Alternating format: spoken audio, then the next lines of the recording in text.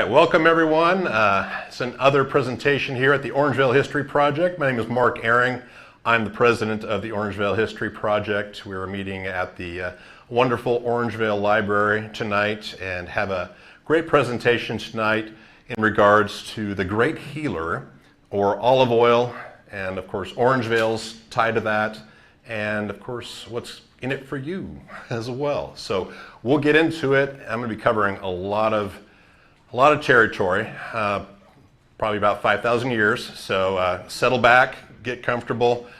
I'm going to do it really fast though. I saw a few faces there like, oh my goodness. Ah. Yeah, no, we're going to go quick. You'll be amazed at how fast I can get through material. So the agenda, ancient roots, we'll talk a little bit about where olive oil started, different ancient civilizations and how they used it.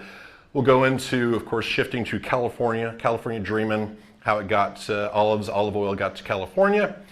We'll go into the 20th century with the can of olives. Then we'll switch into the good, the bad, and the ugly about olive oil, the olive oil industry, as well as the benefits of olive oil when you do have actual olive oil that you're eating.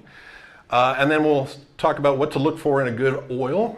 And of course, afterwards, as I mentioned, more on olives. Ken will supplement with some of the things he might want to fill the gaps in with once we're done with our live session here. All right. So ancient roots. I found a picture in the Library of Congress of these are olive trees in Palestine in 1880. Neat how they're using even ladders back then to harvest those olives. But olives go a long ways back. And some of the research they've done in trying to figure out, triangulate where olive trees were first used and cultivated, they've kind of narrowed down to the border of Turkey and Syria. It's kind of the region where this whole thing started. And from a time perspective, there's a lot of 1,000-year numbers floating around there. They have trees that are estimated to be 2, 3, 4, 5,000 years old that are still around. The thing with olive trees is they'll hollow out, so you can't just take a ring count on an olive tree that's that old because it hollows out and you end up missing a few years there, here and there. So they estimate. But we do have a pot, an actual container of olive oil, has olive oil residue in it in a museum somewhere, dated back 3,500 to 3,500 BC. So they were processing olive oil, putting it in pots, and using it that far back. So that's pretty amazing. When you look at the Jewish Torah, it's the first 5 books of the Christian Bible, the Old Testament, Genesis, Exodus, Leviticus, Numbers, and Deuteronomy. You'll find a lot of references to olive oil. And the first reference to olives, which is interesting, is if you've heard of Noah and his ark, you've got him sending out a dove, and the dove comes back with a branch, right? And that branch is from an olive tree, per the references in Genesis. So that's a pretty old reference to olive trees in those writings. In the Greek and Roman expansion times, olive oil was huge, and what the Roman Empire did is they would have various regions do various crops or agriculture that they needed to keep the empire going. And the region that was primarily picked for olive oil was Spain, or the region that's now Spain. And so the Spanish olive trees go way back, and they were processing those and bringing the olive oil to Rome. Well, this is a mountain, Monte Testaccio. It's in Rome. So if you go to your on your Roman tour, you can ask them to swing by here. This is looks like a mountain, doesn't it? Yeah, that's actually a giant landfill from Roman times. That is a giant pile of broken pottery that was brought from Spain with olive oil in it or other products. They broke up the pieces, they stacked them nice and tight, and they made this landfill, which ended up getting covered up, trees growing on it after so many years, and now it looks like a mountain. But that is a giant pile of broken pottery from the trade in olive oil. It's very interesting if you go there and check it out. So, ancient uses. As I mentioned in our intro videos or promo videos for this presentation, Homer called it liquid gold. We've got Hippocrates. Hippocrates called it the great healer, which is of course our title for today. And him being in the medical field, or beginning of the medical field, that's a neat endorsement for olive oil. Aristotle, he had an anti-pregnancy concoction he made with olive oil. So there's a couple of big names from way back then that were involved in olive oil. But I'll talk about some of the uses back in the ancient days. And you could probably continue to use it today this way as well. Perhaps, we'll see. For cooking, right? Skincare products based on olive oil. Medicine, as we already see Hippocrates was a big fan of. We've got perfumes. To be the base for a perfume, you would add your various odors to then create that perfect aroma to get the Caesar liking you. Lubricants, as in machinery. I don't want anybody to go any further with that, but yeah, for your wagon wheels and different gears and whatnot, they would use it as a lubricant. Lamp fuel, right? And actually, there's I think one of the grades, if I remember right, is called lampasta or something like that, and it's pretty much the lowest grade that they use just for lighting, for light, because it was just not digestible. It wasn't good for human consumption. So lamp fuel. Hair gel, back then you slap in a little olive oil, get your hair all greased back. Athletics, the original Olympics, right? Get naked, slather yourself with a bunch of olive oil, and get to it. So yes, athletics, we don't do that anymore, but I don't know, maybe they need to bring that back, I'm not sure. The contraceptive, as mentioned above with Aristotle, and in fact, there was even a reference to an aphrodisiac for olive oil. So I guess it worked both ways for that whole process. And then ceremonial, right? So religious ceremonial type operations as well. So there we go. I covered ancient times very quickly, right? Okay, good. California Dreamin'. This is Mission San Diego, the original mission there. We've got the beautiful olive trees right out front there in the photograph from the Library of Congress. I just really liked this image to get us into the California mood. Gesundheit. Call this Padre Progress. Well, with the missions, they brought olive trees, or cuttings at least, and started olive trees in the various missions because olive oil was important for the Padres and their operations and the things they did. So they made sure they had olive oil available in each of their sites. So by the late 1700s, I think it's 1769, so this predates the United States of America.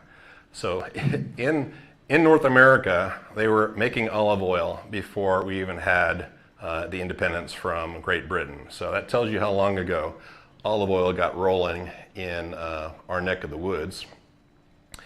So they developed these local orchards, they applied their needs, and what's interesting is when you look at all the cultivars of olives, there's a whole bunch of different varieties in the world, and the only one that is noted for being from North America, California specifically, is the Mission variety. Of course, because of the missions it came from, but yeah, so California is known for their Mission olives. The great thing about the Mission olive is it's a dual purpose olive, right? So you can pickle it and can it, whatnot. You can also use it for olive oil. That's not the same, it's not the same thing for all varieties. Some of them are just good for pickling, some of them are just good for making olive oil, but this is one of those combo ones that's it's nice to have here in California. So back then, the Mexican Spanish settlers, Spanish originally, then Mexico took over, they were still mainly leveraging their beef tallow, and they had a lot of cattle back then before the gold rush. And so they had a lot of, when they harvested the cattle, they would process the beef tallow, and it was actually kind of a currency. The hides, the meat, the tallow are all currencies for trading with each other, trading with the ships that would show up in California at the time. So they weren't, it wasn't a big thing to use olive oil for the regular locals, but the missions definitely were into it. So we'll switch into statehood. We've got the California Gold Rush. And with the gold rush, what happened was we have a huge influx of people from all over the world.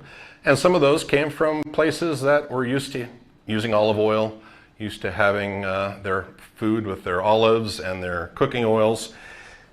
And what's neat, Tina, our fantastic archivist, has in our museum research collection a book, and it's called Olives in California's Gold Country. And this wasn't specifically my topic, but it had some items in here that was interesting to reference as I was preparing for this presentation. Yeah, really neat book about how these Italian settlers or Spanish settlers would come in. They'd set up an olive grove up in the gold country, and they would start making olive oil, and how that whole process started back in the 1800s. So it's an interesting read if you're into reading history books. Now, in 1880, so this is, we're 30 years after the gold rush, things are settling down. There's not as much gold out and about, so they're trying to figure out some new economy items or ideas to do for folks that are still in California, how to make California prosperous after the gold rush, right? So Elwood Cooper, he actually, if he lived today, he would have a YouTube channel. And he would have an episode on how to take a cutting from a mission olive tree from one of the local missions. So he went and stole, he'd grab some cuttings from the olive trees, he'd get them rooted, and then he'd start an orchard, and he'd have all these episodes about how to then get your tree going, how to prune it, how to harvest, how to make the olive oil. This was all in his little pamphlet that he published in 1880 called A Treatise on Olive Culture. And he was out of Santa Barbara, California. And so this was a really good how-to book or pamphlet for folks in California who wanted to get into the olive industry at the time, which would have been, at that point, olive oil was kind of the thing in the 1800s. So that's a neat read if you want to pick that up. It's actually available in PDF at I think the Library of Congress is where I found this. So you can take a peek at that and maybe get some tips from back in the day. So as I mentioned, gold was drying up. They were trying to figure out other ways to boost the economy for California, draw more people into the area. And so agriculture was one of those things that they decided to really focus on because there was a lot of opportunity here. And with that, of course, one of the ventures in Sacramento County was the Orangevale Colony, which we are currently in today. Yeah. That was one of those business deals where they were promoting tracts of land to come in, set up your orchards, make a bunch of money on your 10-acre tract, and they sold a bunch of those tracts in this master planned agricultural community that we are currently in today. So let's talk about Orangevale and olives in the early years. Now, the first decade of Orangevale, there are no records of olive trees that we can find. People selling olives, selling olive oil, planting olives, olive trees, whatnot. There's no evidence of that currently that we've found in the Orangevale colony, which was interesting. It's all fruits, nuts, Tokay grapes, prunes and figs and all kinds of stuff, right? It's called Orangevale, but there was a huge amount of different crops that they diversified with. But one of them was not olives early on, which is surprising. Not until 1898, we did find a record of a gentleman, a doctor, and I don't know if anybody can actually pronounce this, Orangevale of Toronto, Canada. So this gentleman appears to be the first with olive trees in Orangevale. And the reason we know that is we digitized all the original water contracts from the Orangevale Water Company and this is one of them. I want to give a shout out to George, who did this for us. He went to the Orangevale Water Company, and he sat down and he scanned all of these little contracts. There was a huge stack of them. He scanned all the contracts, George Lowry, and he put them in PDFs or images, and they're in our digital archive. And so we're able to actually go back in those early years and see what kind of crops they were growing, who owned the property, which tract it was, and even sometimes where they're from. In this case, the doctor is from Toronto, Canada, and it's right here on the contract. Now, anybody have any guesses about where Mr. Taka was originally from? Any guesses? Japan, okay, that's a guess. All right, anybody else? Greece. Greece, that was my first guess, was Greece. All right. He is full-blooded Mohawk Indian from Canada. Mohawk. Yeah, he was one of the first Western trained medical doctors out of the Mohawk tribe, or out of any Native American tribe. And his story is amazing in and of itself. We'll get to that at some point in the future. But he had 3.5 acres of oranges and 1.5 acres of olives on his property. So he's credited right now with the first record we have of olives in Orangevale. Now, our sister colony, Fair Oaks, they're a little bit behind the times. They showed up in 1895. We've got some Fair Oaks folks here. Yeah, they're the late bloomers, but they weren't late bloomers when it came to olives. When it came to olives, they were first to the olive fad, and we have to be thankful to Fair Oaks for getting that going. But we have records of groves in Fair Oaks before 1898, and so they were getting into it. They were starting to do the olive oil, and we're going to see right before the 20th century turns that this is all going to get just completely flipped on its head by a California woman who changed everything in 1898. Drum roll, everybody ready? All right, Mother Emmon. Woo! You know her? Mom? Yeah, okay. So, German immigrant, came through Illinois, ended up in California with her son. They had invested in some property in the Bay Area. The big financial crisis of 1893 was not good to them. They went almost bankrupt. They decided not to go bankrupt. This was interesting. They chose to pay their debts. They were going to pay their debts. They were not going to go bankrupt. And so what she did is all she had left after this crash was a small grove of olive trees near Yuba City. And she was trying to figure out what to do to get out of this big hole they have financially.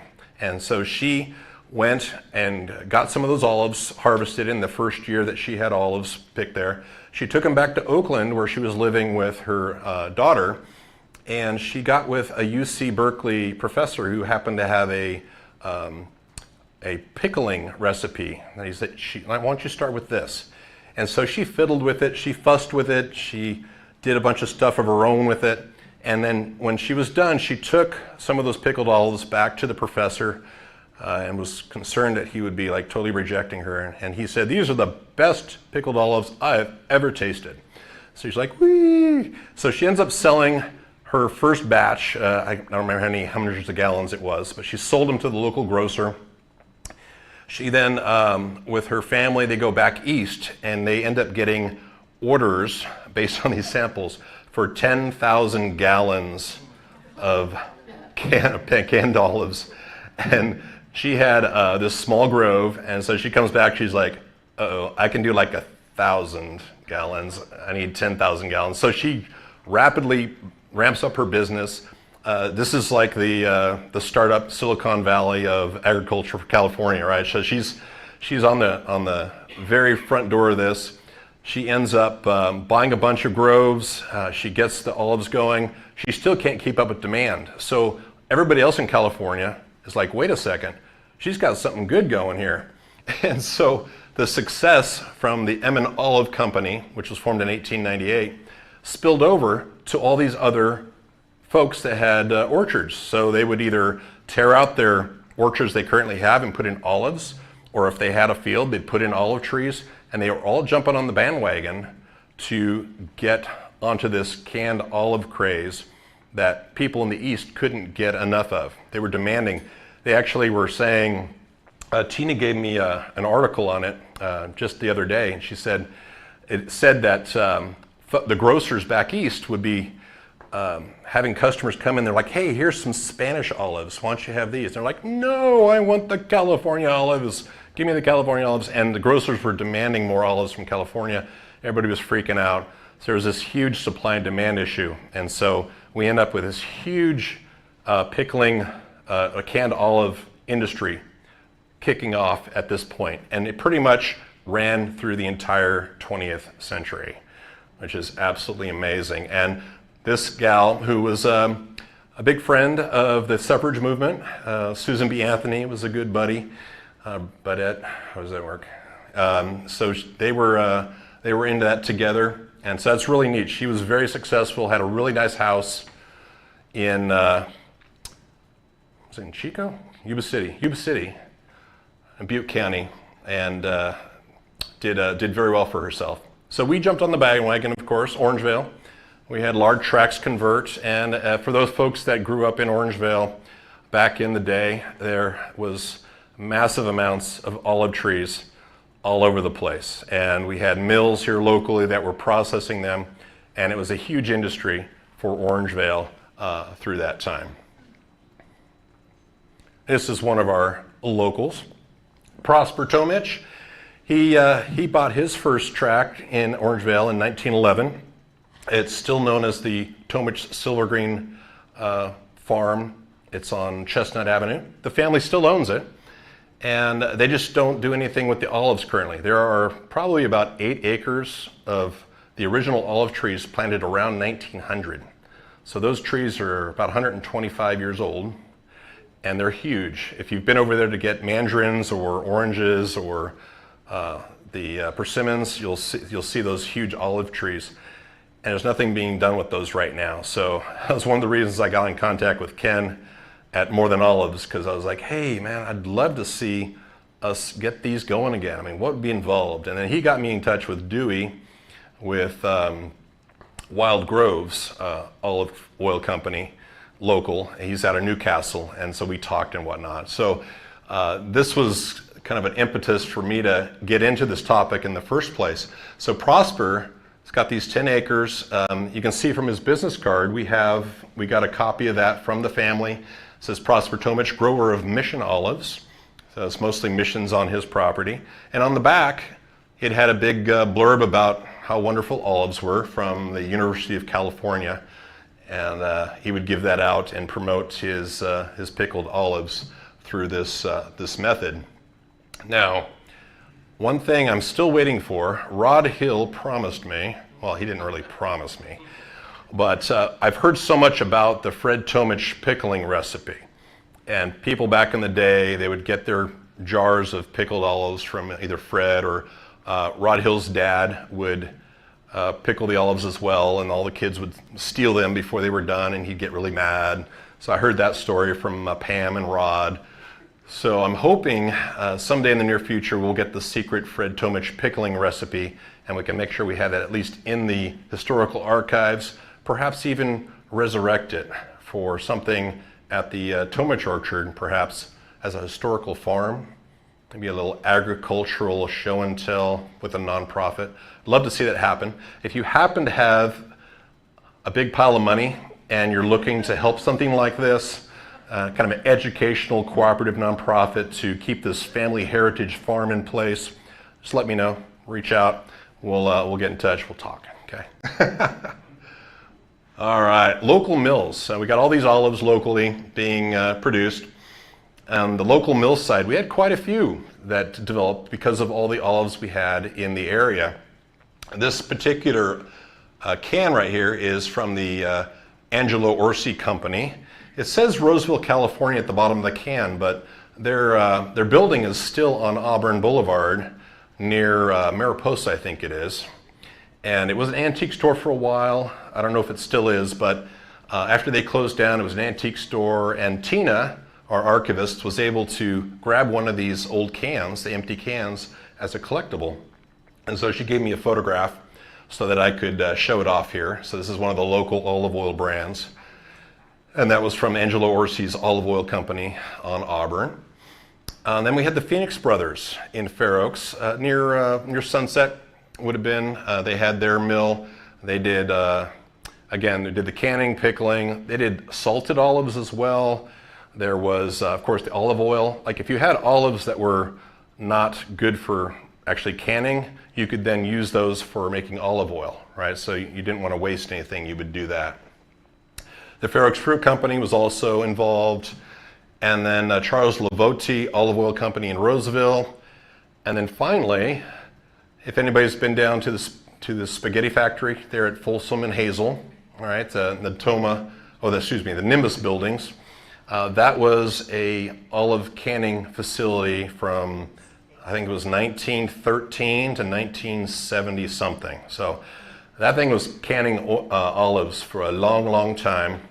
And what Ken Benedict told me was after it had shut down and somebody moved in to repurpose the building, they spent many, many days scraping the olive residue off the walls and ceilings and whatnot to get it prepared for its next lease on life. So that was interesting. That was Libby's Olive Cannery there at the Nimbus buildings. So let's get into the benefits and modern access, the good, the bad, and the ugly when it comes to olive oil. So we'll start with the good. All right, we're going to start with the good. For health, I mean, we've already seen Hippocrates was big into the great healer, the health. So right there, we should just start drinking lots of olive oil, right? But one of the things they did is they studied the Mediterranean diet. You've heard of the Mediterranean diet. And they studied that and like, why are all these people not having heart disease in the Mediterranean area? And they compared that with like northern people that are eating other stuff. And they figured out that, you know, not only is there a lot of fresh foods, fresh vegetables and whatnot in these diets, but olive oil is a key ingredient in this diet. So they decided, hey, olive oil is a good thing based on this Mediterranean diet. So that's one way that the benefits came out in the way of olive oil. There's been a lot of studies done on olive oil, and this particular quote right here, they talk about the bioactive properties of olive oil: anti-inflammatory, antioxidant, antiarrhythmic, whatever that means, and vasodilatory effects. I'll let you check with Marilyn afterwards, retired nurse. She'll probably be able to explain that to you. But these are all good things. I'll just put it that way, where olive oil is good for you. The polyphenols in olive oil have been studied quite a bit. And in this case, we're talking about expression of genetic changes affecting coronary heart disease have been tested. I forget how many, Ken probably knows the exact count of polyphenols in olive oils, but there's quite a few. And a few of them they've really studied, and there's still more study to be done on the whole range of these polyphenols. But these are excellent components of the olive oil that help with healthy body activities. This gentleman was Brian Johnson. I don't know if you've heard of him. He made a bunch of money with a company. He retired. He decided, he's the one on the left, he decided he wanted to live forever. And so he is spending all his money on the perfect diet. He's got doctors measuring all of his biometric measurements on a regular basis. He's got all these special foods, a special regimen of exercise, and he is 47, and what he says that his body, when they check it, is the body of an 18-year-old. That's what he brags about. He says it's the body of an 18-year-old. I'm like, okay. Well, he went on this podcast. This is Diary of a CEO, if you've ever seen the gentleman out of the UK. and he talked about this his health kick. And one of the things he brought to the podcast was a bottle of olive oil. And this olive oil is a special blend that he sources himself, and I think he sells it on his website too.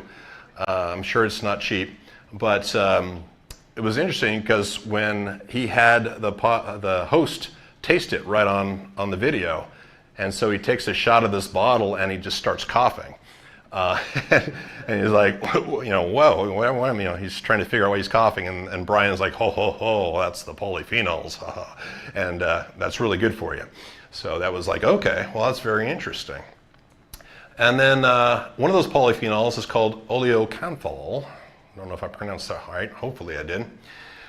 This was a study done out of Rutgers, and they took olive oil and they put it in with some cancer cells. And they found that the oleocanthal in the polyphenol would make cancer cells explode. They would just disintegrate, and it would leave the healthy cells alone. They're like, whoa, we need to do some more research on this, probably make a pill out of it or something. But hey, guess what? You can actually add olive oil to your diet and get the benefits of this cancer-fighting agent, probably at just smaller doses, but probably over time, it's a good thing, I'm guessing. Paul Bresnan, he's one of the professors of nutritional science there at Rutgers.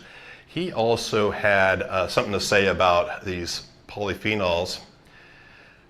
It was that oleocanthal. So when you talk about the peppery taste or that burn in the back of the throat on certain olive oils, that's, he says, the way to check on how much of that is in your olive oil is to sip it neat, which is what you're doing back here. You're taking shots. You see how strongly it stings the throat. And that recommends the greater the sting, the greater the oleocanthal levels in your olive oil. So if you're looking for specifically that component, that is one of the tests you can do to make sure that your olive oil has the good stuff in there that you're looking for. Now, the last thing here, this is mind-blowing for me. I looked up the olive oil consumption as a few countries. Greece being one of the largest, or it's actually the largest consumer per capita, per person, each year of olive oil. So they consume, and depending on which study or which website you go to, it varies quite wildly by year, probably depending on the price of olive oil or access to it, but roughly 15 to 20 liters of olive oil per person per year. 20 liters, I believe, is around 5 gallons. So, and then for the US consumers, we're averaging 1.1 liter per person per year. This bottle right here is 500 milliliters, so half a liter. So you put two of these together, that's the entire consumption for a US person. You go get your Home Depot bucket, and you're in Greece territory, right?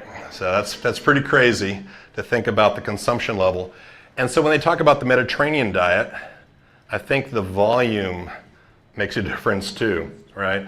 I can be on the Mediterranean diet at 1.1, or I could be on the Mediterranean diet at 15 to 20. I think there's a big difference there on the benefits you're getting from the olive oil.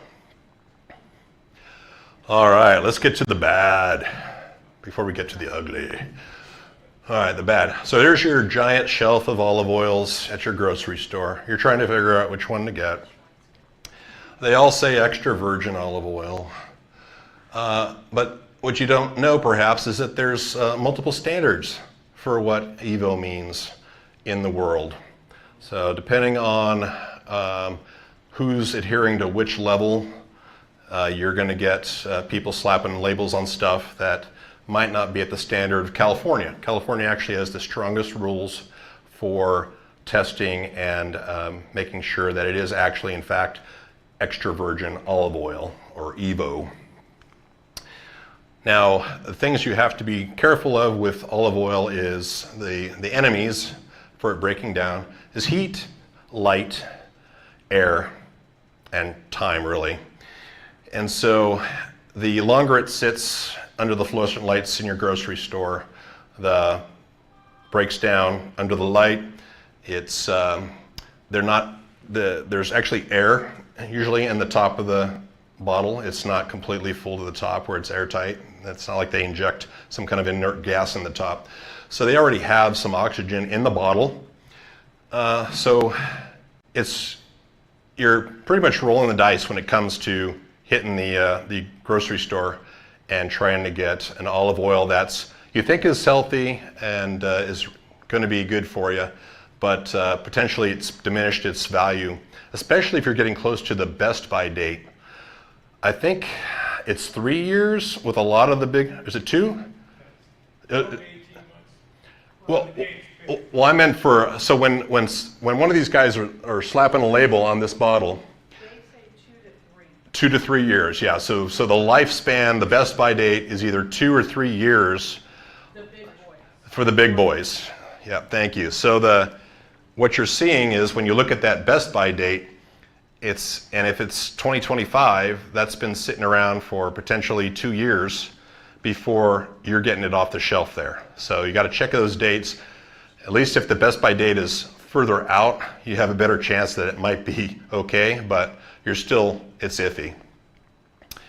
And then avoid anything that doesn't say extra virgin at a minimum, right? So they'll have all kinds of other olive oil, refined and processed, not extra virgin. All those you pretty much might as well just get peanut oil or something. It's just, you're not going to be getting any kind of benefit out of any of those. So at a minimum, try to get extra virgin. But we'll talk about the tips on that here shortly. Now the ugly. One of the things that got me into this topic was a book called Extra Virginity.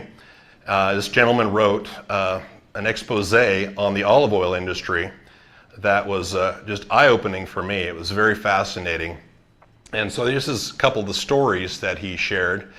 I've got a tanker ship down here because one of the stories he mentioned was Puglia is a region in Italy that has a lot of olive oils, do a lot of olive oil. And so they would see these tankers full of seed oils, like peanut oil or hazelnut oil or something that's much cheaper than olive oil. And they would pull up right up to the dock next to the mills, and they would cut the olive oil from the Puglia region in with this cheap oil, and that way they could make it go further, they could make more profits, but you could still say it was from the Puglia region, right?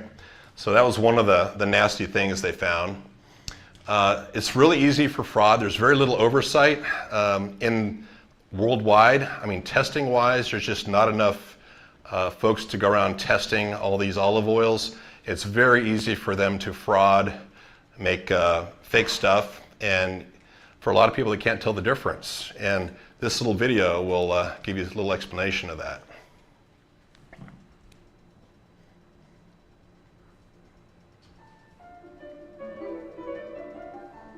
The FDA admits to me that because of lack of funds and because of higher priority items, they simply don't have the time and resources to check olive oil. Now, if you have the third largest and one of the fastest growing markets in the world, and no one is checking olive oil quality, it's an open invitation to fraud. As a general in the Guardia di Finanza military police told me, who had been involved in a number of olive oil investigations, it's a slippery substance.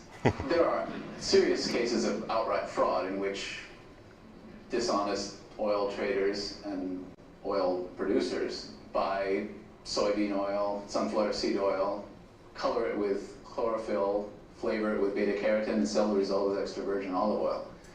There are high-tech frauds in which outwardly reputable companies use low-temperature refining processes to take very ordinary olive oil with flavor flaws and bad smells and produce a very bland, very ordinary deodorized oil that's then sold as extra virgin. But there are also a number of what I call legal frauds in which companies use misleading or outright deceptive advertising to convince consumers to buy something they think is special when in fact it's very ordinary. Or as a disreputable dealer once said, look, you just change the labels on the bottles and the oil goes, it just goes. No one can stop it.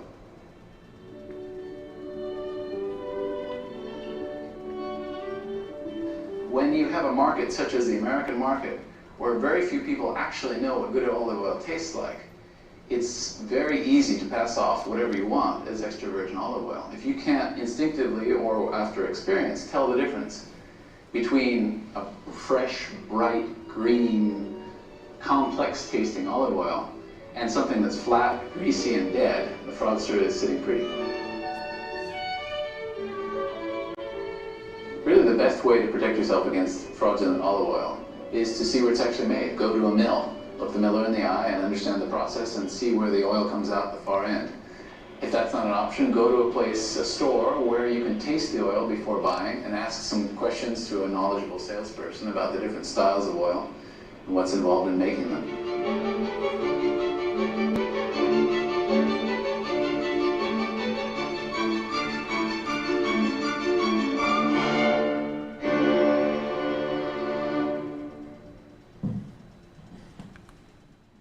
All right, yeah, that was eye-opening. And so if you read the book, he gave a little summary over there. But oh my goodness, so what is one to do? Ah, we're doomed. We are, in fact. Sorry, I didn't admit. I went to Ross the other day. Hey, I got this for $7.99. Okay, it's called Palermo. It says extra virgin olive oil, first cold pressed, so it's right there on the label. It's got to be legit. All natural. That's not something that's actually legally binding anyway. Limited reserve, no additives, blah, blah, blah. And it comes through Hoboken, New Jersey from Turkey. And so I'm sure there's nothing wrong with this bottle. And in fact, if somebody wants this afterwards, come and see me. It's not even opened yet, so you can try it out. So I got this from Costco, and I was trying hard to get something that was a single source. This happened to be from, I want to say this is an Italian region, and I try it neat, and I just opened this bottle, and it's got no pepper, no sting, no nothing. It's very flat. I'm super not impressed with this, so I'm looking to return this to Costco as soon as possible. So be careful with your olive oils. Obviously, More Than Olives is a great place to make sure that you're getting the good stuff. So what are we going to do? My checklist, this is just my personal checklist. Obviously, I've had a few failures here. I'm still learning, but that's why I'll be heading that direction probably tomorrow to get my 10% or Jennifer's 10% off for some product there. So my checklist, buy local. Buy local, right? The more hands you have and more distributors, the more distance you're going, the greater chance somebody's messing with that product on the way there. So if you can buy in California, buy local. Very good way to be safe. Single source is also one way you could do it. So he mentioned going to the actual place, watch them make the olive oil, whatnot. You could, if you can find somebody to do that, you can. But yeah, single sourcing is a potential way to do that. I single sourced, but that didn't work for me, right, out of Italy. This can I'm not impressed with. So that's just a possible way to do it. Are you getting that burning result, right? So I'm looking for that sting. I want that oleocanthal effect in the back. One thing with that particular polyphenol is that it's more prevalent early on in the season. So you'll find that there's what's called an early harvest olive oil, and it's going to be more expensive because guess what? The oil content in olives goes up as the season goes along and they mature. So if the olive grower picks olives early, he's got a lot less oil coming out of those olives, but he's got a higher polyphenol count is what he's getting. So you're paying for something that has more of the concentrated goodies in it, and that's why it's going to be more expensive, because there's less oil to go around. There's less oil to sell in that case. recent harvest dates. So if you can find a bottle that actually shows you a harvest date on it, that's even better than a best by date. So if you're gonna go to the store and you find a harvest date on it, that at least tells you if it was in the last 12 months is really what you want. You want to have something as fresh as possible. So 6 to 12 months old from a harvest date would be really where you want to stay. And then you need to use it within, I think, 6 months once you've opened it, because now you've got air going into it. Lab certified, right? So with Mort of Olives, they have all of their growers, their olive oil producers, test every time they're selling to them for certification with California's regulations. So lab certified EVOs in California, all the large growers have to certify in California. That's part of the way they're trying to keep the California olive oil at a higher level than all the junk that's coming in from the imports. And then container options. So if you're using olive oil very regularly and you're going through it pretty quickly, a bottle this size, you could get through it pretty quick before any oxidation happens with air and that kind of stuff. Keep it in a cool, dark place when you're not using it, that kind of stuff. Now, what I've done also, I have to say I did it like this one. This is Corto. This is a California. You've seen the wine boxes, right? So in here is a airtight plastic container. Mort and Olive also has them as well. And it keeps the air completely out of the olive oil. And of course, it's in a box. In this case, it's dark. So you've eliminated a couple of things. You've eliminated air. So if you're going to buy in a larger quantity and use it over time, this is what I was doing, and I really like this one. But I just pour this into a smaller dispenser, and I use out of that. And then I have this just in the pantry hanging out when I need larger quantities. But this has been good. I just finished this one up, which is why I just tapped into this one, because I'm trying to try all these different olive oils. Well, that was interesting. Let's see. So with that, I want to say thank you very much for being here today. I hope it was helpful and informative with the history of olive oil. Please make sure this will be, it was live streamed, but it'll be on our YouTube channel. Like and subscribe on our YouTube channel. That really helps us to get the word out. We're hoping to then, of course, raise some funds through that as well. So make sure you support us through that YouTube channel. And thank you so much for coming today.